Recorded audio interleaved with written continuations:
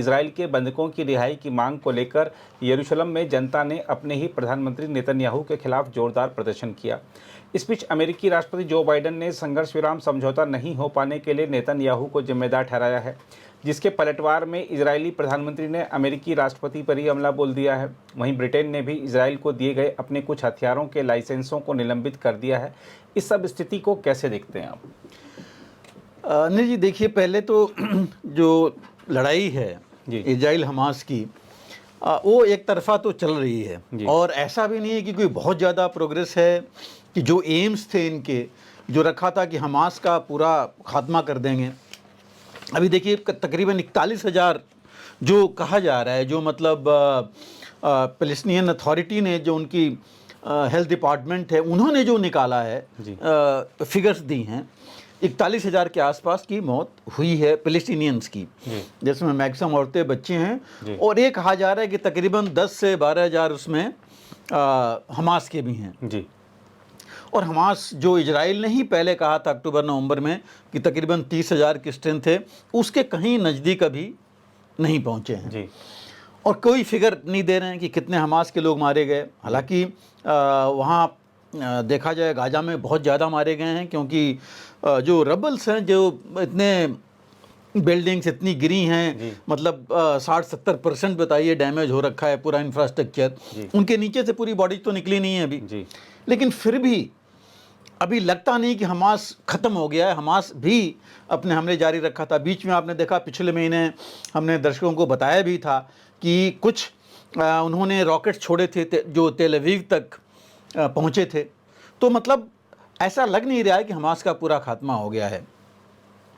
दूसरा, जो पिछले 4 महीने से लगातार, उससे पहले भी पीस की बात चल रही थी, उसमें भी कोई खास प्रोग्रेस नहीं आया। दोनों की वजह से दोनों एक दूसरे को ब्लेम करते रहे। इजराइल, नेतन्याहू कहते रहे कि हम तैयार हैं, लेकिन कुछ शर्तें उन्होंने अपनी रखी और कुछ इन्होंने पैलेस्टीनियन अथॉरिटी ने रखी। अब देखिए, उसको उस पर दस्तखत करने के लिए सिग्नेचर के लिए 2 ही लोग हैं, एक नेतन्याहू और दूसरा सिनेवार। अब सिनेवार तो हानिए तो चलिए बाहर था जी। सिनेवार तो लगातार इन्हीं टनल्स में रहता रहा है गाजा के, वहाँ से लड़ाई लड़ी है, तो वो भी जल्दी अपनी चीज़ें नहीं रखेगा जी। अब उनके पास एक सबसे बड़ा जो मिसाइल या हथियार कहिए था हमास के पास, वो ये हॉस्टेजेस थे।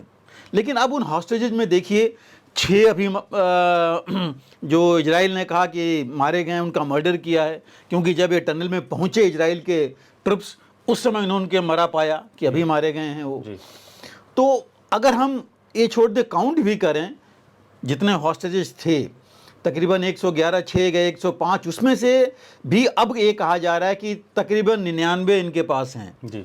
और उस 99 में से तकरीबन 39 कह रहे हैं जी, कि जो एस्टिमेट है जी, कि 39 ऑलरेडी मर चुके हैं जी। तो मतलब 60 के आसपास रह गए जी।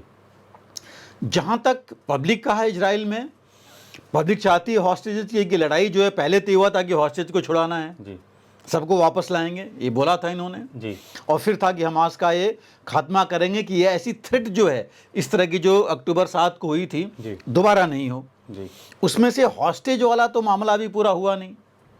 और ये भी कहा जा रहा है कि जो 6 मारे गए हैं, इनमें से 3 वो हैं जो फेज़ 1 में, पहले फेज में जो पीस प्लान था उसमें रिलीज होने वाले थे। उसमें एक अमेरिका का भी नागरिक है जो मारा गया है। तो ये सब चीज़ें देख के लोग ये कह रहे हैं कि अगर शांति की वार्ता हो गई होती तो शायद ये 6 वापस आ गए होते। लोगों में ये चल रहा है। उधर जो इनकी फार राइट पार्टी है नेतन्याहू के कैबिनेट में, उनका ये कहना है कि क्या हम सिर्फ इनको छुड़ाने के लिए इन टेररिस्ट ग्रुप को और हमास को आगे बढ़ने दें कि अपने आप को और मल्टीप्लाई करें, उनको टाइम दे दें कि और ऑर्गेनाइज हो जाएं और ऐसे जो है कार्रवाई दोबारा करें जी। वो कहते हैं हम सेक्रीफाइस दे रहे हैं, हम कोशिश करेंगे लाने के लिए, लेकिन सेक्रीफाइस दे रहे हैं तो हमें देने की अगर ज़रूरत है तो देंगे, लेकिन इनका खात्मा करेंगे जी। एक ये चीज़ है। दूसरी जो मुख्य आ रहा है, देखिए कई महीनों से हम बात करते आ रहे हैं कि जो ह्यूमैनिटेरियन ग्राउंड्स हैं, मानवीय त्रासदी जो है कई महीनों से चल रही है जी। और ये कहा जा रहा है कि मैक्सिमम सिविलियंस मारे जा रहे हैं और ये कहा जा रहा है बेमौत मारे जा रहे हैं कि ऐसी रिफ्यूजी कैंप्स या हॉस्पिटल्स वहाँ पर बॉम्ब गिराए जा रहे हैं और वहाँ ये लोग मारे जा रहे हैं। ये जो चीज़ है पूरे वर्ल्ड में, इसका थोड़ा नहीं काफ़ी नेगेटिव जा रहा है नेतन्याहू के खिलाफ कि वही जिद पड़े हैं जी। इनकी जनता ये कह रही है कि भाई आप पीस पहले कीजिए, पीस जो शांति की वार्ता है वो कीजिए और हॉस्टेज छुड़ाइए, उसके बाद बाकी आप चीज़ कीजिए जी। नेतन्याहू वो नहीं चाहते क्योंकि पीस में भी है कि शनिवार ने और हमास ने ही कहना है कि परमानेंट सीज फायर होना चाहिए जी। तो इन बातों पर पूरा है, लेकिन अब जो चीज़ हुई है उसको देख करके शायद इजराइल का जनता का जो कहते हैं कि धैर्य ख़त्म हो गया है जी। वहाँ देखिए बैंक्स, पूरी वर्कर्स ने स्ट्राइक की है जी। बैंक्स बंद हैं, एयरक्राफ्ट वगैरह एयरपोर्ट्स बंद हैं, तो ये भी चीज़ें साथ में है। तो प्रेशर नेतन्याहू के ऊपर बहुत है जी। अपनी अंदर से भी और बाहर से भी। बाहर से तो पहले भी था जी। अमेरिका ने पहले भी बोला था कि भाई बहुत ज़्यादा नहीं कर रहे हैं, और यही चीज़ जो बाइडन ने अभी बोला 3 दिन पहले प्रेस कॉन्फ्रेंस में जब लोगों ने उनसे पूछा तो उन्होंने बोला कि नहीं, नेतन्याहू बहुत ज़्यादा नहीं कर रहे हैं इसके लिए कि शांति हो वहाँ पर। तो ये चीज़ है। और दूसरा जो अभी इंग्लैंड ने किया है कि 350 जो लाइसेंसेस थे डिफेंस के जी, मैन्युफैक्चर के जो कंपनीज को लाइसेंसेस मिले थे पार्ट्स और बाकी चीज़ें देने के लिए इजराइल को, उसमें उन्होंने 30 जो हैं सस्पेंड किए हैं जी। और इस 30 उन्होंने कहा कि इसलिए सस्पेंड किए हैं कि कुछ एमिनिशन और कुछ चीज़ें जो सप्लाई हो रही हैं इसकी वजह से वो मानवीय त्रासदी बढ़ रही है और लोग जो है मतलब जो आम जनता है, एक तरह से कहा जाए फ़िलिस्तीन की जो नागरिक हैं उनको परेशानी हो रही है, इस वजह से किया है। हालांकि वहाँ भी विरोध है जी, लेकिन इन्होंने काफ़ी रिकमेंडेशन की है, स्टडी की है और रिकमेंडेशन के बाद उन्होंने किया है। हालांकि इन्होंने ये किया है कि जो F-35 हैं विमान, जो कि F-35 विमान के पार्ट्स कई देशों में बनते हैं, खाली सिर्फ जो है यूके में नहीं है बट मैक्सिमम यहाँ है, उस पर रोक नहीं लगाई है जी। तो वो चीज़ जारी रहेगी जो कि वहाँ के कुछ लोग कर रहे हैं। फिर फ़ायदा क्या हुआ कि अगर आपने उन चीज़ पर नहीं रखी। लेकिन फिर भी कहने का मतलब है एक प्रेशर अमेरिका का भी है और एक प्रेशर जो है इंग्लैंड का भी है जी, इनके ऊपर। तो ये जो दोनों चीज़ें हैं, ये प्रेशर के हिसाब से तो काफ़ी है नेतन्याहू के ऊपर जो पड़ रहा है। और लेकिन नेतन्याहू ने देखिए बड़ा साफ कहा है कि अभी हमास ने मर्डर किया है इन 6 हॉस्टेजेस का जी। तो वो कह रहे हैं कि मर्डरर्स को तो कभी छोड़ा नहीं जा सकता जी। तो वो कहते हैं कि नहीं, कोई मुझे मतलब सरमन मत दे, मुझे उपदेश मत दें, मुझे प्रीच मत करें, मुझे पता है क्या करना है। तो वो अपनी वो चीज़ लेके चल रहे हैं। और हालांकि ये भी कहा जा रहा है कि देखिए जो बाइडेन तो अब जो है देखा जाए तो अमेरिकन पॉलिटिक्स में कमज़ोर पड़ गए हैं जब से कि वो बैठ गए हैं राष्ट्रपति चुनाव से। तो अब ये है कि जो भी चीज़ होगी दोनों को करना है, जो बाइडेन ने भी और कमला हैरिस ने भी जी। एक वो चीज़ है। दूसरी ये है कि ये कहा जा रहा है कि अब जो बाइडेन एक फाइनल प्लान शायद लेके आएंगे जी। जिसकी बातचीत चल रही है कि एक फाइनल प्लान होगा कि भाई ये करना हो तो करो, नहीं करना हो तो फिर तुम अपने आप हो जी। हालांकि मैं नहीं समझता हूँ कि इससे अमेरिका सहायता देना बंद करेगा इजराइल को। इजराइल की सहायता तो जारी रहेगी, लेकिन प्रेशर रहेगा इजराइल के ऊपर या नेतन्याहू के ऊपर कि कुछ ना कुछ ऐसे करें जिससे कि बाइडेन और उनकी पार्टी को भी वहाँ पर कुछ फ़ायदा है। हालांकि कल की जो स्टेटमेंट है अमेरिका का, उन्होंने कहा है कि जो ये 6 लोग मारे गए हैं, कोल्ड ब्लडेड मर्डर है ये जो ये कह रहे हैं नेतन्याहू, और इसके लिए हमास के लीडर जो है रिस्पॉन्सिबल हैं और उनको ये देना पड़ेगा इसका जवाब और वो करना पड़ेगा।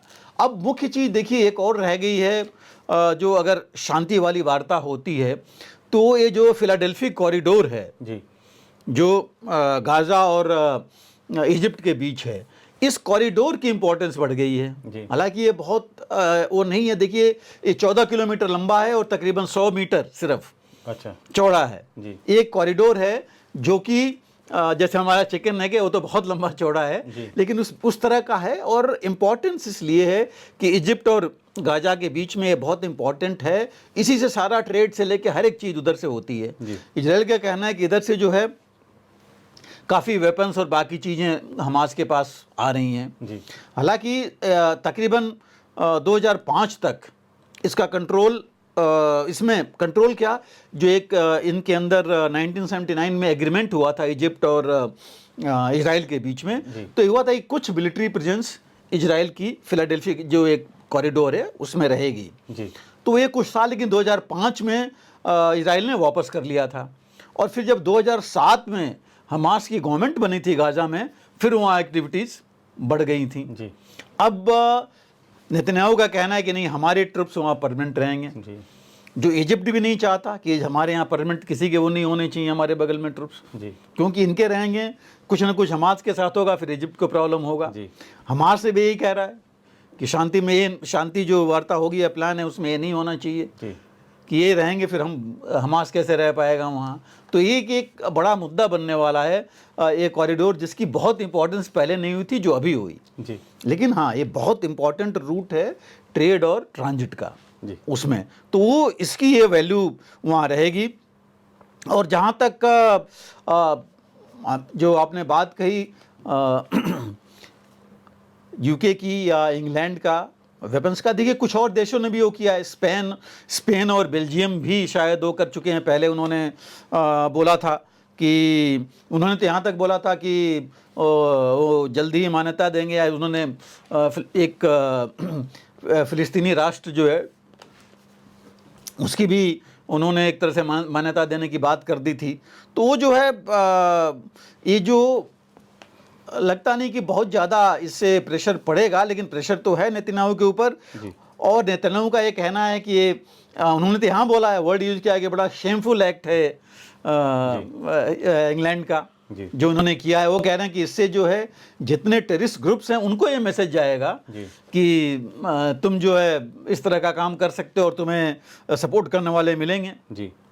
और देखिए ऐसा नहीं कि बहुत ज़्यादा कोई एक्सपोर्ट भी आया है इंग्लैंड से इजराइल को। मेरे ख्याल से पिछले साल में जो टोटल मिलिट्री एक्सपोर्ट्स आए हैं इंग्लैंड से 42 मिलियन पाउंड के आसपास होंगे, जबकि अमेरिका से मैक्सिमम होता है। 65% तो इजराइल के पास अमेरिका से ही आता है जी। तो ये बाकी देश तो साथ दे ही रहे हैं, ऐसा नहीं जर्मनी ने मना कर दिया है, वो साथ दे रहा है इजराइल का ही जी। तो ऐसा नहीं लगता कि बाकी देश भी फॉलो करेंगे, जो लोग सोच रहे थे कि जो इंग्लैंड किया है बाकी भी करेंगे। अगर ऐसा होगा तो प्रॉब्लम तो आएगी इजराइल को, क्योंकि उनको हर एक चीज़ मिलेगा नहीं। और इवन देखा जाए तो वाशिंगटन भी, जो यूनाइटेड स्टेट्स एडमिनिस्ट्रेशन है, वो भी नहीं चाहता कि आर्म्स एम्बार्गो लगाया जाए जी, क्योंकि फिर तो अकेले छोड़ देंगे आप इनको बिल्कुल, और पूरी वहाँ सब कुछ चेंज जाएगी। लेकिन देखिए मेरा मानना है कि प्रेशर तो पड़ रहा है, नेतन्याहू पर पूरा प्रेशर है, इंटरनल एक्सटर्नल दोनों प्रेशर हो गया है अभी जी। और इससे तीसरा प्रेशर है उनका खुद का पॉलिटिकल एग्जिस्टेंस जी, कि वो खुद सर्वाइव नहीं करेंगे अगर वो इसमें फंस गए तो जी। अगर हट जाएंगे तो फिर तो कोई नहीं पूछेगा बिल्कुल। इनके खुद के रक्षा मंत्री से इनकी नहीं, गलान से इनकी नहीं बन रही है। वो कह रहे हैं कि इन्होंने मिस हैंडल कर दिया है पूरी सिचुएशन को जी।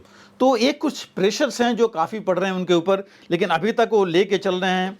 जैसे इनकी पॉलिटिकल प्रोटेस्ट चल रही हैं, लेकिन राइट विंग भी जो है वो इनके साथ ही है जी। फिर अभी तक इनके पास साजो सामान तो है, ऐसा नहीं है कि नहीं है, और जो लड़ाई लेके चल रहे हैं कॉन्फिडेंस के साथ चल रहे हैं कितना हम हासिल कर पाएंगे। लेकिन उन्होंने ये भी कहा है इनके रक्षा मंत्री ने कि भाई हम जो है 7 फ्रंट वॉर लड़ रहे हैं 7 जगह से जी। उन्होंने हिजबुल्ला, हमास, इंटरनल, और ये जो इधर से वेस्ट बैंक में, फिर इन्होंने हूथी भी लिया, ईरान भी लिया, और मेडिटेरियन साइड से सब मिला करके उन्होंने कहा कि इतने फ्रंट अगर चल रहे हैं तो इसमें तो हमें और साथ मिलना चाहिए बजाय कि जो इंग्लैंड ने किया है जी। तो ये प्रेशर तो उनके ऊपर पड़ेगा, लेकिन ये बहुत फ़र्क इनके ऊपर नहीं डालेगा। लेकिन एक चीज़ और है कि एक थोड़ा सा मॉरल ग्राउंड हमास को भी मिलेगा ये बोलने के लिए जी, कि ये रिकग्नाइज तो हो रहा है कि इजराइल इतना ज़्यादा ज्यादती कर रहा है, मानवीय त्रासदी कर रहा है, जिसको नहीं करना चाहिए लड़ाई में जिस तरह होना चाहिए, वो नहीं कर रहा है। तो ये एक चीज़ है, इसको और जो बाकी ग्रुप्स हैं उनको मिलेगा जी सपोर्ट। जी बिल्कुल सर। अगर आप भी लेना चाहते हैं देश दुनिया की तमाम जानकारी तो आज ही सब्सक्राइब करें हमारे चैनल को। साथ ही नीचे दिए बेल आइकन को जरूर दबाएं ताकि हर अपडेट आप तक पहुंच सके।